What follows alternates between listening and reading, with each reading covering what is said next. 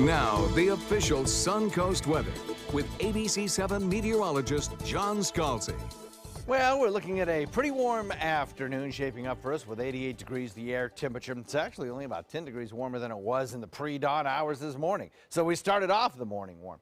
And we have a pretty high dew point coming in at 74 degrees, meaning there's lots of moisture in the air to work with. Plenty of sunshine as well, peeking through the fair weather clouds that we had to start off the day. And a west wind has already developed. That's our sea breeze that's beginning to take place. Temperatures across the region, 84 degrees in Inglewood, 87 in Venice, 85 at Longboat Key. Inland temperatures a little bit warmer, 89 degrees in Arcadia, 88 Wauchula, 89 Myakka, 89 Lakewood Ranch. Bradenton comes in at 91, Parrish at 89. A 77 degree temperature in Northport. Not too sure about that. It could be a possibility of some rain cooled air at that sensor, but I think that's a little bit on the cool side, actually. I suspect that reading.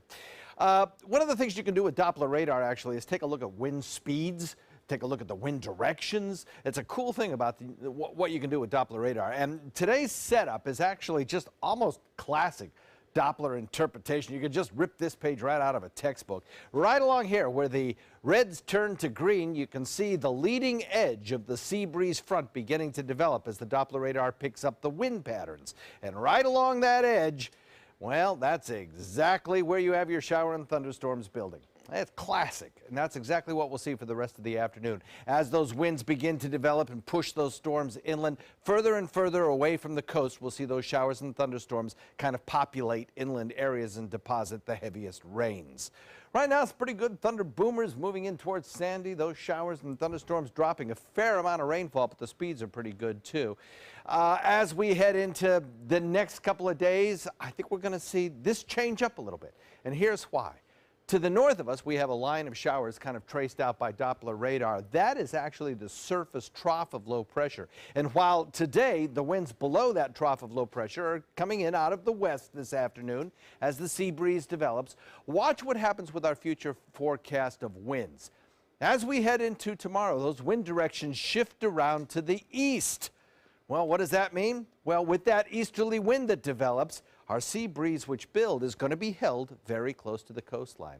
So consequently, the warm, moist, humid air that we have below the front and the dry air above the front starts to develop a more easterly wind because of a high pressure ridge to the north, drawing down all this drier air just to the north of the front, starts to sink a little bit further south and produce a more easterly flow.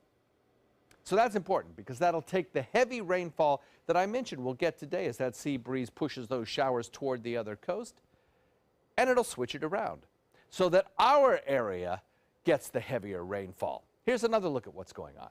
The frontal boundary located just to the north kind of washes away as the high pressure ridge responsible for the drier air continues to sink southward.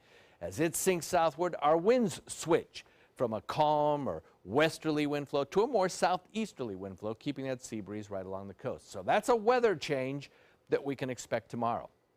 And with that weather change comes a much higher probability of rainfall near the coast. So today, while we have about a 40% chance of showers near the coast, maybe a few might actually move in from Gulf waters, a much better chance inland today. As we head into the next several days, we have much better chances for everyone as those showers build inland and drift back to the coast. That's important as it's a holiday weekend.